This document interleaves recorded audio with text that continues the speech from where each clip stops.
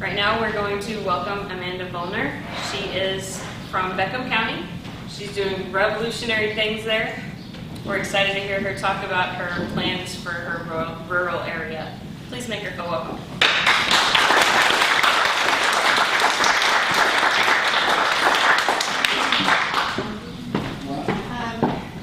So first of all, I'd like to thank Amber for doing this because, as she said, this is kind of a one-of-a-kind, first-time thing that we're doing here. But I, for one, am really, really thankful that she's doing it. And just by a show of hands, can you tell me if you knew someone who wasn't a family member, knew another Democrat in your area prior to the smaller counties, rural counties getting reactivated? So a couple of you. I didn't know any. I knew some people that, were going to vote a certain way, but many of them were independents, and so I just thought I must be the only Democrat in Beckham County. And I think I met Renita, I met her online. A year ago, but we were so far away or whatever, and so anyhow, that's why I think this is really special and unique, and we are on to something here. So thank you so much for doing this, Amber. Yeah.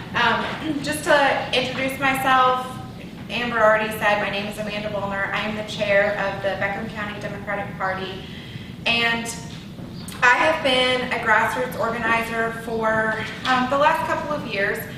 I will be honest, I got really active during the presidential primary. So as a young person, I just really had never felt super, needed or engaged by any particular candidate. And so Bernie Sanders really ignited a fire under me. Now, I don't want to rehash the whole presidential election. That's not what I'm here to do or what I'm trying to bring up.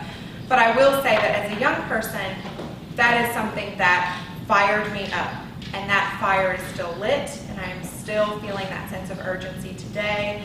Clearly, we have Donald Trump as our president, and we're currently dealing with Mary Fallon as our governor. So we have plenty of opportunity and reason to be incredibly active and to bring as many people into the party as we can, both young and old, and work together.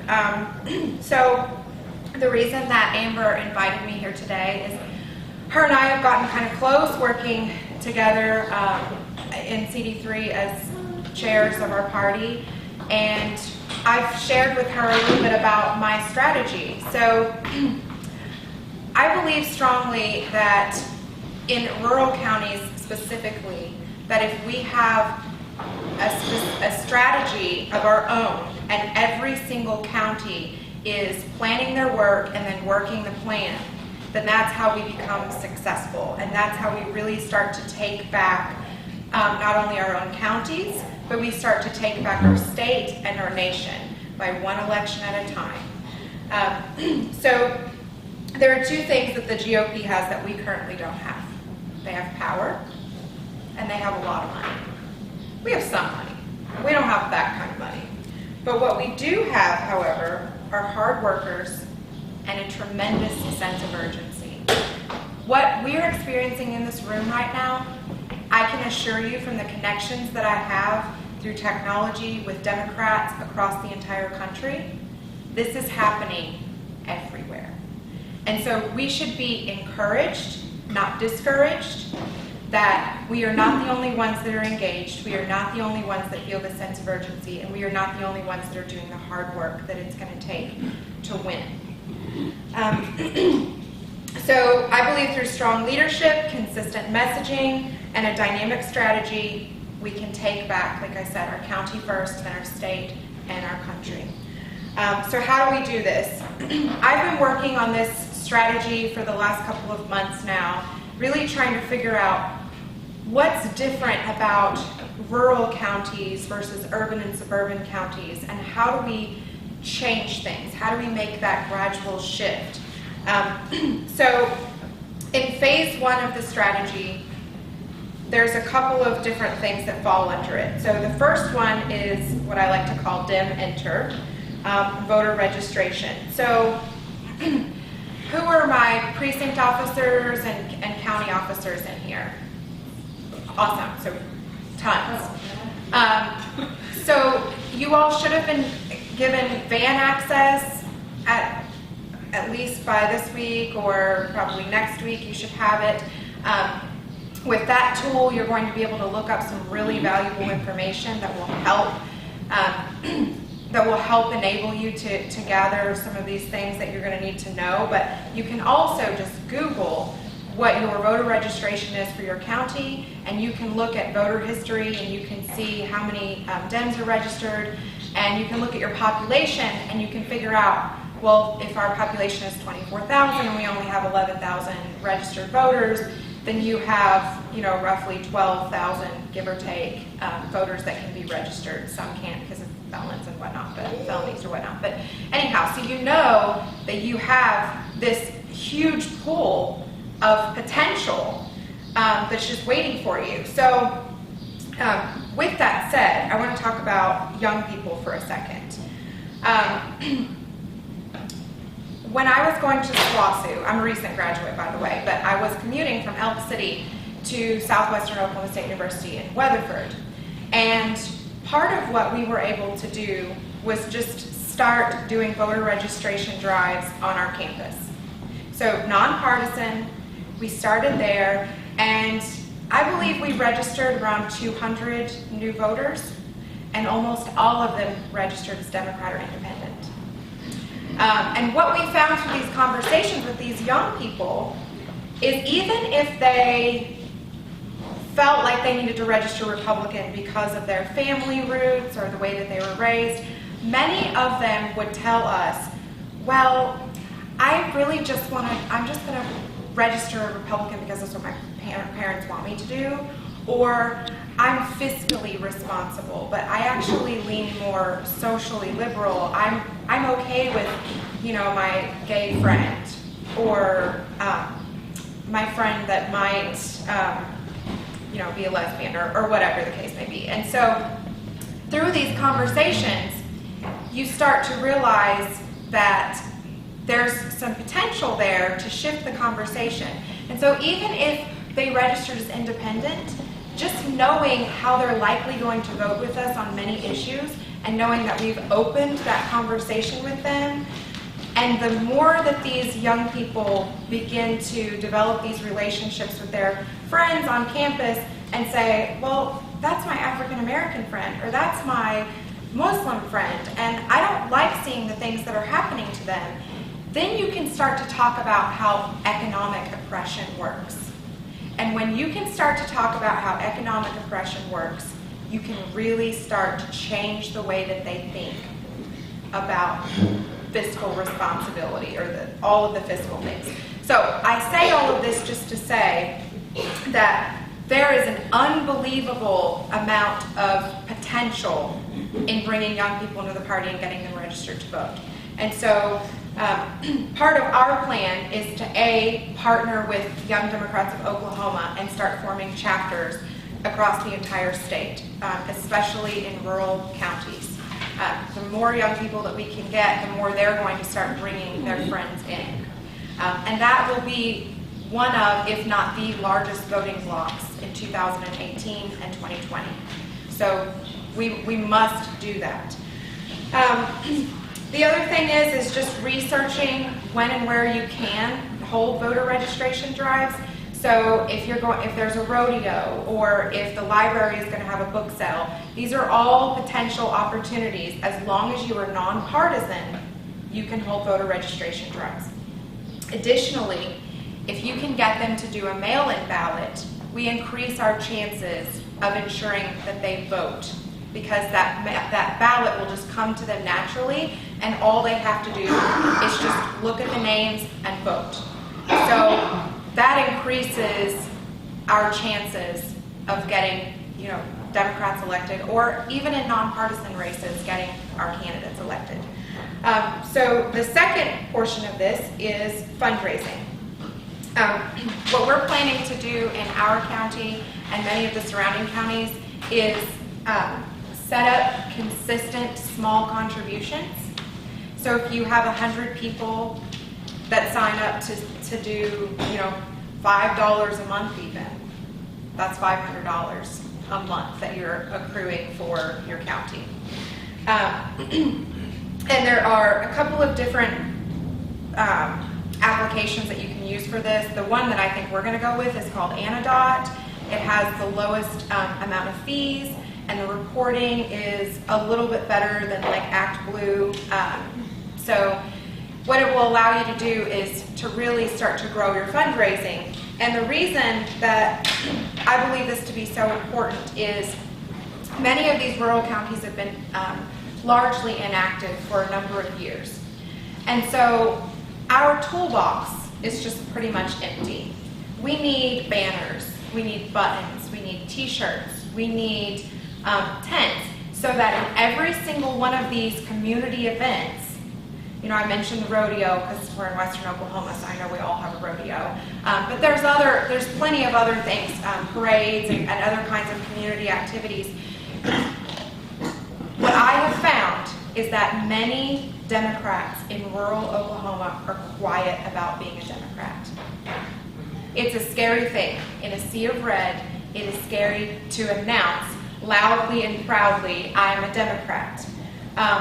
So what we need to do to increase engagement and participation is be loud and proud about it. Be out there with our banners and our signs and saying, the Democratic Party of Oklahoma is here. The Beckham County Dems are here. The Woodward County Democrats are here. Harper County, Kiowa County, etc., etc. And so what begins to happen is people start to feel a little less alone.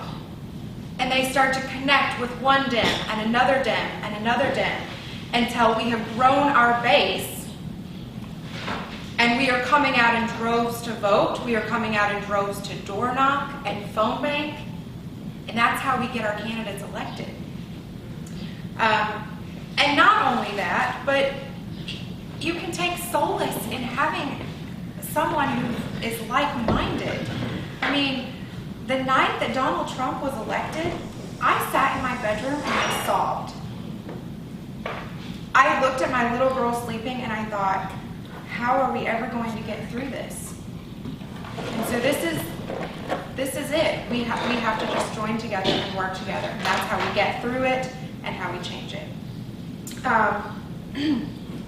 So also fundraising, perhaps hosting some inexpensive events that may bring young voters in. I know that's something that we're talking about in our county, and it may seem a little faux pas, so some counties may not want to do it, but we're going to do something called Pints and Politics. And there's a local bar owner, he's our vice chair, he's a Democrat, really awesome guy. He's said that he's willing to open up his bar and maybe do something where, we do like dime beer or something like that. And we have kind of a political forum and open it up to anybody that wants to come, but hopefully making it something fun and a little inexpensive. We can raise little funds, but also maybe bring some young people in. All right, so the third portion of this phase one is connectivity. So through technology, we stay engaged, inclusive, and informed. I know that many of the things that I find out through Facebook first. Mm-hmm. And I don't really watch mainstream media news anymore. It's just a personal preference of mine. I'd rather go and do a lot of research and figure out what's what. But if you're not in the Western Oklahoma Dems and Progressives group on Facebook, I encourage you to join it. There's several others. There's the Frontier Coalition. There's, Amber, help me out. What are some other ones? The CD3. There's CD3 Democrats. Okay. Say that again. CD3 Democrats. Indivisible is one. I know Our Revolution is a grassroots organization, and they're on Facebook as well. Forward Oklahoma. Forward Oklahoma is one, yes. So any of these groups, it can get a little much. It feels like a little much to me sometimes, but it's how I stay connected, and I have relationships that I've formed all the way in Okmulgee. I have relationships that I've formed in Lawton, in Shawnee, The chair of Pottawatomie County came and assisted me at my county convention just to show support. So she drove all the way from Shawnee, Oklahoma to Sayre, Oklahoma, literally across the state, because we have formed such a bond. And that's what we have to do, because then when it's our time that we have a candidate that we need some help door knocking for, phone banking for, we can reach out across the state and we can pull from that talent to help. And you know, that also means that we have to do our part as well. So I've put myself out there. I'm going to be door knocking for Michael Brooks Jimenez in the next couple of weeks. That special election is coming up. The vote is on July 11th. And that's not too far from us. Well, it's not too far from me. I'm not sure how far it is from Woodward. But for me, it's just like an hour and a half drive. So I can do it. Okay, so step 4 of phase 1. Nonpartisan and municipal elections. How many of you are aware when your county commissioners are being elected, your city commissioners, city council members, school board members, sheriff, any of these that are nonpartisan? How many of you are aware of those when they happen? That's awesome. But you have to work at it. Yeah, it's hard. They do not make it easy to know unless there's a sign out, and then you say, oh, I'm going to go look that person's name up. But it's very difficult to even then find out, you know, what they're all about, what they believe in, that kind of thing. So They do that on purpose. oh, of course they do. It's a strategy. So as much as I don't want to give the Republican Party any kudos ever, I will say this. They have out-strategized us. When it comes to nonpartisan municipal elections, they are crushing us. And so I believe strongly that part of our strategy, especially in rural counties, is that we start working on getting candidates prepared to run for these nonpartisan positions. But we also find a way through committees and staying connected through technology, calling our election boards, and doing research to be aware of when these elections are. So I did some research. It took me 30 minutes to get on the phone with the election board to figure out that we have one school board position coming open in 2018, and we have 2 city commissioner positions that are coming open, and then there's the treasurer and the assessor, county assessor, that are coming open. And then there's one other, I can't remember off the top of my head, but there were 5. So the reason that these are important is because they go most of them are largely unopposed. They are frequent opportunities for us to gain a little bit of a foothold. Since they're nonpartisan, they are easier to win because there's no D or R or I by anyone's name. You just simply vote on the issues. And why I find that very important and pertinent to mention is if you think about our state questions in the general this last cycle, we voted really progressively on state questions as a state. And so that tells me, it's very indicative that when the voter base is just voting on issues, we're actually much more progressive than what we probably thought. And so that's a real opportunity for us to focus on municipal, local issues that are slightly more progressive that we can get the base to vote for. Additionally, that will build experience for our candidates so that when they run for a higher office, they can speak to that experience from the bottom up, as well as it gives them name recognition. So if somebody's been a county commissioner, you know, for 4 years, and then they run for House District, or I'm sorry, State House, then the voters are going to remember that name. And we know that with name recognition, you always have a stronger chance at getting elected. So what we need from everyone in these counties to do is we need people to run. right now the phrase, I'm sure you've heard it, if not you, then who? I hear it all the time in the back of my own head, and I know that it's really scary to run for an office, but this is what we've got, y'all. This is who we have. We look around at each other. We are the most active and engaged people in this side of our state right now. Now, some may be more active, but just couldn't make it here today. I understand that. I'm not calling anybody out, for that or anything like that. But what I'm saying is the onus falls on us. We've got to get ready. We have to run for some of these seats, or we have to recruit and find somebody that's qualified, that's willing to run. And then we need to support them. We need to help with getting them contributions. We need to help with canvassing for them, door knocking, get that van training done as soon as you can, and get prepared to start cutting turf and being able to door knock and phone bank. Voter contact is where we see the most success in elections. And face-to-face voter contact is the most successful. So if you're not ready to door knock, practice, practice, practice. I thought that I was going to hate it, and then the first time I did it, I was like, this is actually really fun. And you start to realize that there are more like-minded people out there than you think, and it kind of drives you. So I think that could be really successful if we start practicing now. And then phase 2, I won't get too far into it, but the 2 things that I have there are knocking every registered Dem door. So now that I have van, I'm going to go and pull every registered voter in my county, and we are going to start cutting turf and knocking every single one of those doors to let them know that our party is active. This is when our meetings are. We're trying to schedule our meetings to where they are the same day of the month, once a month, in the same location at the same time consistently, so that we can grow our attendance and so that people, can get accustomed to that time and increase our attendance. And then the second part of that is get out the vote.